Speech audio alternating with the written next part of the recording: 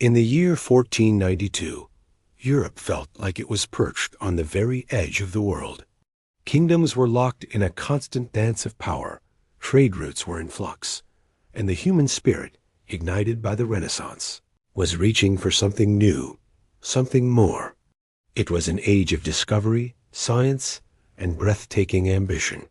But beneath it all, one question echoed across the continent. What lies beyond the great ocean? For centuries, the Atlantic was seen as the end of the line. Maps showed Europe, Africa, and Asia huddled together, surrounded by a vast, mysterious sea of darkness. Sailors whispered tales of sea monsters and giant whirlpools, of a place where ships simply vanished. But one man refused to accept that the world was so small. Christopher Columbus, a Genoese sailor and a relentless dreamer, was obsessed with a single audacious idea. He believed that by sailing west, he could find a direct route to the fabled riches of Asia, the lands of spice, gold, and silk. To the scholars of his time, this was pure madness.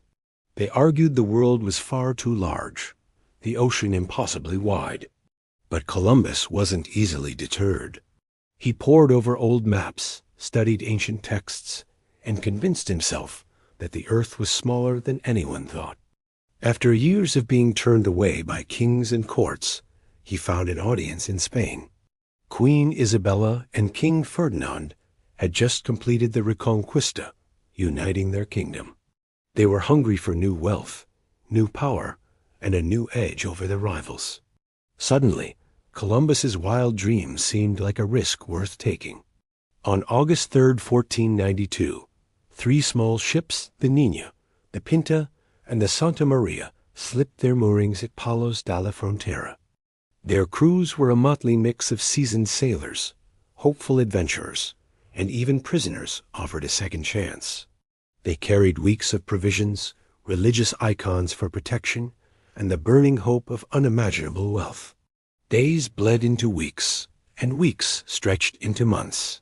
The endless blue horizon became a torment. The crew grew anxious, their whispers turning to talk of mutiny.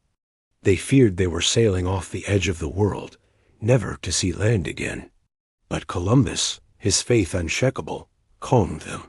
He believed he was an instrument of God, chosen for this very mission. Then, on the moonlit night of October 11th, a lookout named Rodrigo de Triana cried out the 2 words that would rewrite history. Tierra! Tierra! Land! Land! As dawn broke, they gazed upon a lush, green island shimmering in the sunlight. It was San Salvador, in what we now know as the Bahamas. Columbus fell to his knees, kissed the soil, and offered thanks to God. He was certain he had reached the Indies, the eastern edge of Asia. In reality, he had stumbled upon a continent entirely unknown to Europe, a new world. The local people, the Taino, greeted these strange visitors with curiosity and generosity, offering them food, bright feathers, and small ornaments of gold. They had never seen tall ships, iron weapons, or firearms. In his journal, Columbus described them as gentle and kind. But in that kindness, he also saw an opportunity. The first seeds of conquest were being sown. Columbus claimed the islands for the Spanish crown, naming them in honor of his royal patrons. He sailed from Cuba to Hispaniola and beyond, all the while believing he was exploring the outskirts of Asia.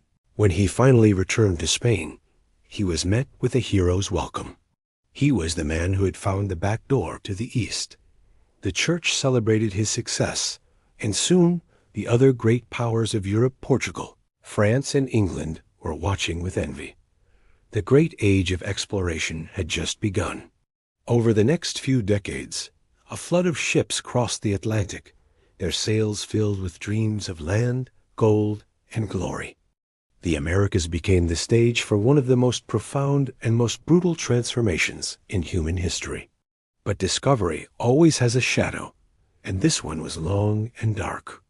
Behind the celebratory parades and royal decrees lay the immense suffering of millions.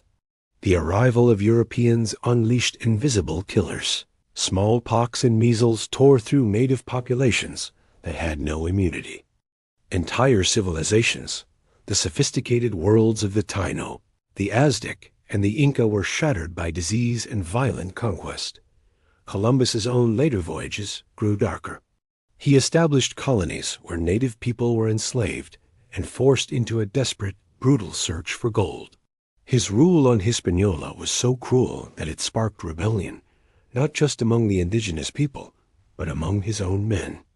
The dream of a new trade route had twisted into a nightmare of colonization. And yet, for all its horror, 1492 was a turning point unlike any other. The meeting of these two separate worlds, Europe and the Americas, irrevocably changed the course of human history. This collision sparked the Columbian Exchange, a massive transfer of plants, animals, people, and ideas. Horses, cattle, and wheat made their way to the Americas, transforming landscapes and cultures. In return, potatoes, maize, tomatoes, and chocolate traveled back to Europe, reshaping diets and fueling population growth across the Old World. In this moment, the modern interconnected global economy was born.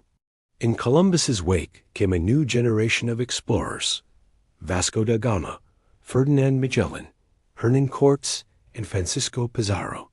They pushed the boundaries of European knowledge and power even further. Great empires rose: the Spanish, Portuguese, British, French, and Dutch, each carving out its piece of the newly discovered lands. The Americas became the epicenter of this imperial race, a tragedy fueled by the forced labor of millions of enslaved Africans, transported across the Atlantic in the most inhumane conditions imaginable.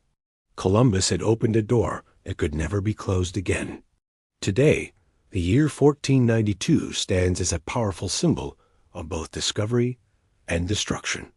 For some, Columbus remains a hero, the visionary navigator who connected two halves of the world. For others, he is the figure who unleashed centuries of conquest, genocide, and the erasure of indigenous cultures. Modern historians see 1492 as the birth of globalization, the moment humanity truly became a planetary species. The oceans that had once been barriers became superhighways for trade, migration, and the exchange of ideas. But the echoes of that first encounter, the clash of cultures, the brutal imbalance of power continue to reverberate in our world today. Standing on the shores of San Salvador, you can almost feel the weight of that moment. You can imagine the sun rising over the waves, illuminating an unknown shore.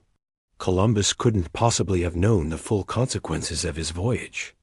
He couldn't have known he was giving birth to a new world defined by both incredible hope and unspeakable tragedy, by empire and resistance, by endless radical change. The world after 1492 was never the same, and neither were we. Thank you for watching. If you found this journey into the past enlightening, don't forget to like, share, and subscribe for more stories that shaped our world. See you next time.